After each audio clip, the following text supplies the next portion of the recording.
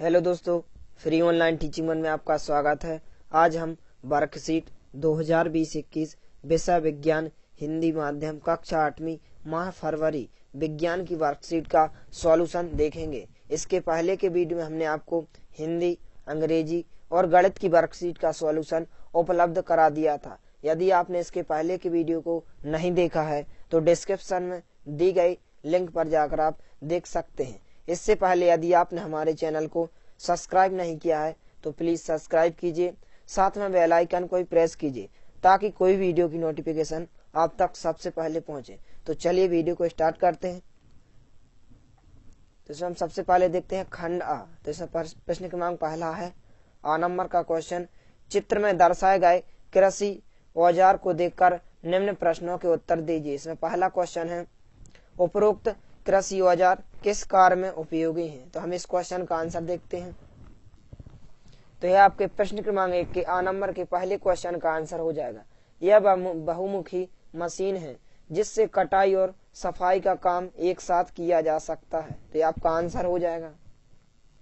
इसके बाद देखते हैं हम प्रश्न क्रमांक 1 का आ नंबर के क्वेश्चन का दूसरा क्वेश्चन।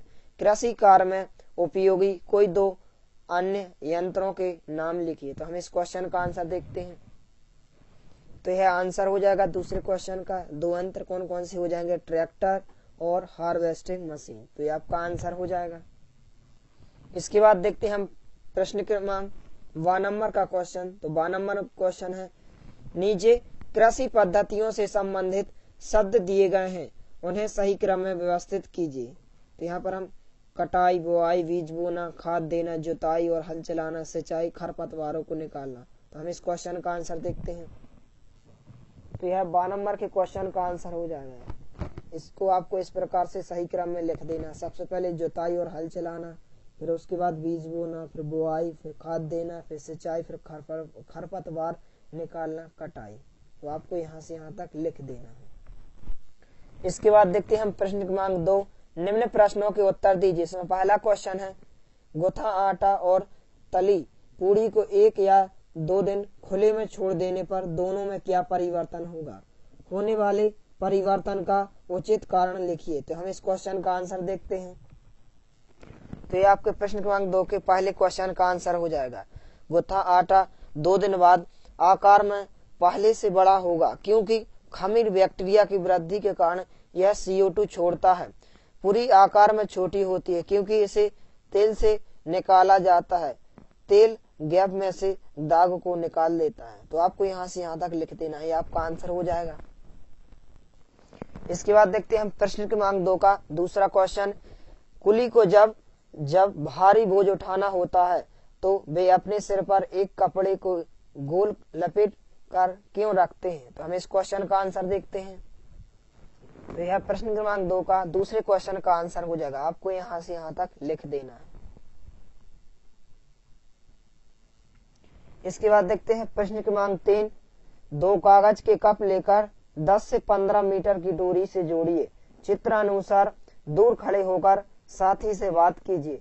आपको कैसा सुनाई देता है? अपने अनुभव लिखिए। तो हम इस क्वेश्चन का आंसर देखते हैं। तो यह प्रश्न क्रमांक 2 का तीसरे क्वेश्चन का आंसर हो जाएगा। आवाज बहुत कम सुनाई देती है परंतु कंपन सुनाई देती है। अफसा लगता है जैसे फोन में बात हो रही हो।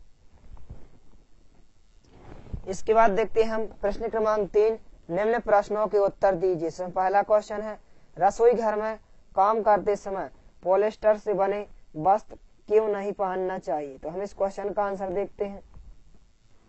तो ये आपके प्रश्न क्रमांक 3 के पहले क्वेश्चन का आंसर हो जाएगा।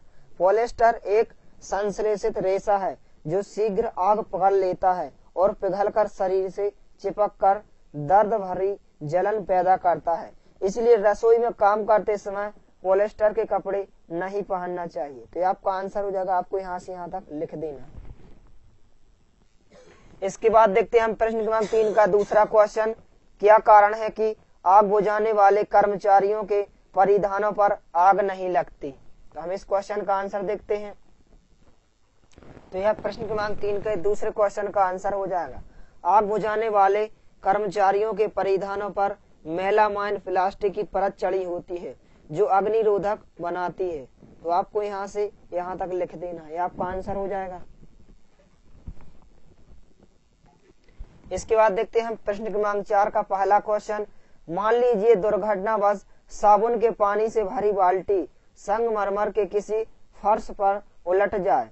इस गीले फर्श पर आपके लिए चलना आसान होगा या कठिन, अपने उत्तर का कारण बताइए। तो हम इस क्वेश्चन का आंसर देखते हैं। तो यह आपके प्रश्न क्रमांक 4 के पहले क्वेश्चन का आंसर हो जाएगा। कारण, साबुन के पानी में चलना मुश्किल हो जाएगा क्योंकि गीला फर्श एक चिकनी सतह के रूप में कार्य करता है और इसमें कोई अनियमितता नहीं होती है और साबुन की प्रकृति भी बहुत चिकनी होती है। पता है कि चलने के लिए घर्षण की आवश्यकता होती है। तो आपको यहाँ से यहाँ तक लिख देना है, आपका आंसर हो जाएगा। इसके बाद देखते हैं हम प्रश्न क्रमांक 4 का दूसरा क्वेश्चन। तड़ित झंझा के समय हमें क्या करना चाहिए और क्या नहीं करना चाहिए, अपने शब्दों में उत्तर लिखिए। तो हम इस क्वेश्चन का आंसर देखते हैं। तो ये आपके प्रश्न क्रमांक 4 के दूसरे क्वेश्चन का आंसर हो जाएगा। तड़ित झंझा या तूफान के समय खुला स्थान सुरक्षित नहीं होता, फिर घर अथवा छत के अंदर की जगह ही सुरक्षित स्थान है। यदि आप किसी बस, कार आदि में यात्रा कर रहे हैं तो उसकी खिड़कियां, दरवाजे आदि बंद कर उसके अंदर रहना ही सुरक्षित है। तो आपको यहाँ से यहाँ तक लिख देना है, आपका आंसर हो जाएगा। इसके बाद देखते हैं हम प्रश्न क्रमांक 5। खाना पकाने हेतु कोयले का उपयोग एक ईंधन के रूप में वर्षों से किया जा रहा है। क्या आप बता सकते हैं कि हमें कोयला कहाँ से प्राप्त होता है और कोयला बनता कैसे है? साथ ही यह बताइए कि हमें कोयले का उपयोग कम क्यों करना चाहिए। तो हम इस क्वेश्चन का आंसर देखते हैं। तो यह आपके प्रश्न क्रमांक 5 का आंसर हो जाएगा। आपको यहाँ से यहाँ तक लिख देना है।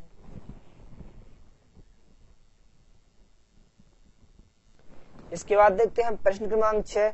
मान लीजिए कि आपके हाथ में पानी से भरी हुई एक बाल्टी लटकी हुई है। बाल्टी पर लगने वाले बलों के नाम लिखिए। सोचकर लिखिए कि बाल्टी पर लगने वाले बलों द्वारा इसकी गति की अवस्था में परिवर्तन क्यों नहीं होता। तो हम इस क्वेश्चन का आंसर देखते हैं। तो ये आपके प्रश्न क्रमांक 6 का आंसर हो जाएगा। बाल्टी पर लगने वाले बलों के नाम। तो आपको यहाँ पर ये बल दिए गए हैं। गुरुत्वाकर्षण बल नीचे की ओर कार्य करता है और दूसरा बाहु का पेशीय बल ऊपर की ओर कार्य करता है। दो बाल्टी की गति की स्थिति में कोई बदलाव नहीं लाती है क्योंकि ये दोनों बल परिणाम में बराबर हैं और दिशा में विपरीत हैं। इस प्रकार वे एक दूसरे के प्रभाव को समाप्त करते हैं और बाल्टी पर शुद्ध बल शून्य होता है। तो आपको यहाँ से यहाँ तक लिख देना है। इसके बाद देखते हैं हम खंड व प्रोजेक्ट कार्य। इसमें प्रश्न क्रमांक 7 का आ नंबर का क्वेश्चन है। बूझो व पहेली का घर शाला से लगभग 3 की दूरी पर है। बूझो के पिताजी उसे प्रतिदिन बाइक से शाला छोड़ने आते हैं व ले जाते हैं तथा पहेली के पिताजी उसे प्रतिदिन कार से शाला लाते हैं व ले जाते हैं। बूझो के पिताजी को प्रतिदिन बाइक से शाला आने पर जाने में 1/2 लीटर पेट्रोल लगता है, जबकि पहेली के पिताजी को कार से प्रतिदिन शाला आने व जाने में 2 लीटर डीजल लगता है। इसमें पहला क्वेश्चन है, अपने माता पिता या अभिभावक की सहायता से पूछकर निम्न तालिका को पूर्ण करें। तो इस प्रकार आपको तालिका को पूर्ण कर लेना। यहाँ पर 3 लीटर पेट्रोल, 12 लीटर पेट्रोल और यहाँ पर 12 लीटर पेट्रोल और 48 लीटर पेट्रोल। इसके बाद देखते हैं हम दूसरा क्वेश्चन। वर्तमान में 1 लीटर पेट्रोल का कुल मूल्य खालिस्तान रुपए। तो बूझो के पिता द्वारा एक सप्ताह में कुल कितनी राशि का पेट्रोल खर्च होगा। तो यहाँ पर 1 लीटर पेट्रोल का कुल मूल्य कितना है, 94 रुपए। तो इसमें एक सप्ताह में कुल कितनी राशि होगी इसके, बूझो के पिता द्वारा। तो इसमें हम 94 गुणित 3, तो यहाँ पर कुल कितना आ जाएगा, 282 रुपए का पेट्रोल खर्च होगा। इसके बाद देखते हैं हम तीसरा क्वेश्चन। वर्तमान में 1 लीटर डीजल का कुल मूल्य कितना है, 86 रुपए। तो यहाँ पर आपको 86 रुपए लिख देना है। पहेली के पिता द्वारा 1 माह में कुल कितनी राशि का डीजल खर्च होगा। तो आपको इस प्रकार से हल कर लेना है। तो यहाँ पर खर्च कितना होगा, 4128 रुपए का डीजल खर्च होगा। इसके बाद देखते हैं हम प्रश्न क्रमांक 4। वायु प्रदूषण के कोई 2 कारण लिखिए। तो पहला है, वाहनों से निकलने वाला धुआं और दूसरा औद्योगिक इकाइयों से निकलने वाला धुआं तथा रसायन। तो ये आपका आंसर हो जाएगा। इसके बाद देखते हैं 5वां क्वेश्चन, ऊर्जा के नवीकरणीय स्रोतों के नाम लिखिए। तो ये आपका आंसर है, पहला है सौर ऊर्जा, दूसरा जलीय ऊर्जा, तीसरा पवन ऊर्जा, चौथा नाभिकीय ऊर्जा, पांचवा जैव ऊर्जा और छठवां हाइड्रोजन ऊर्जा। तो ये आपके प्रश्न क्रमांक 5 का आंसर हो जाएगा। इसके बाद देखते हैं 12 नंबर का क्वेश्चन, अपने आसपास के 10 विद्यार्थियों की आयु एवं उनकी लंबाई का पता लगाइए। विद्यार्थियों की आयु एवं लंबाई के मध्य ग्राफ खींचिए। तो इस प्रकार से आपको कोई भी अपने आसपास के 10 विद्यार्थियों के यहाँ पर नाम लिखना है, यहाँ पर उनकी आयु लिखना है और यहाँ पर लंबाई लिखना है। इसके बाद आपको एक ग्राफ बनाना है। तो इस प्रकार से आपको एक ग्राफ बना लेना है, आपका एक ग्राफ हो जाएगा। यहाँ पर आपको लंबाई लिखना है, यहाँ पर आपको आयु लिखना है। यदि वीडियो पसंद आए तो प्लीज लाइक कीजिए, दोस्तों के साथ शेयर कीजिए और यदि आपने हमारे चैनल को सब्सक्राइब नहीं किया है तो प्लीज सब्सक्राइब कीजिए। धन्यवाद।